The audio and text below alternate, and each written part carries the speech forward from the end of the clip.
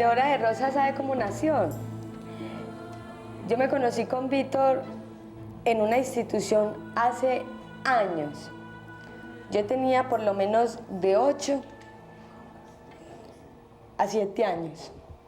Cuando al tiempo de estar allá, llegó Víctor. Las monjas le pidieron a Víctor que les hiciera como una película de toda la institución, porque la institución es muy linda. Esta niña me la encontré yo en la iglesia de San Ignacio y la invité a casa de Mamá Margarita. Fue una niña que en el primer momento le dio mucho miedo ir a casa de Mamá Margarita porque le pareció que las monjitas robaban niños.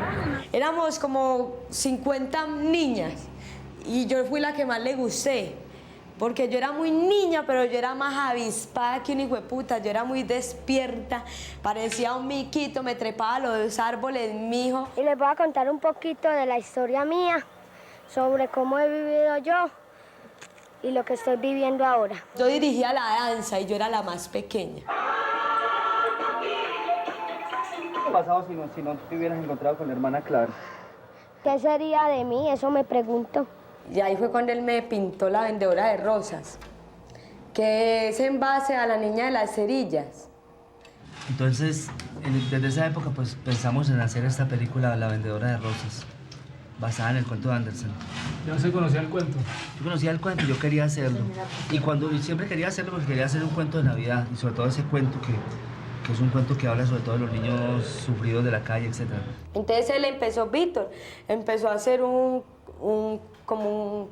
a escribir y a escribir y a escribir más o menos la vida mía de ese entonces. La película era más o menos parecida a eso de cómo era yo. Yo no la volví a ver, ella se salió como de ese internado, se salió del colegio donde estaba, después la habían metido las monjitas.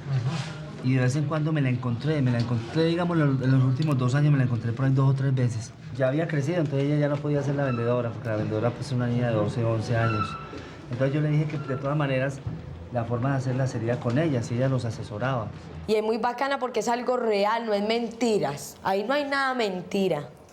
Ahí no hay, que hay cosas cambiadas un poquito porque a la final ni se pueden mostrar muy de lleno porque la gente queda aterrada. Entonces las cambian un poquito y las ponen más suaves, pero son peores.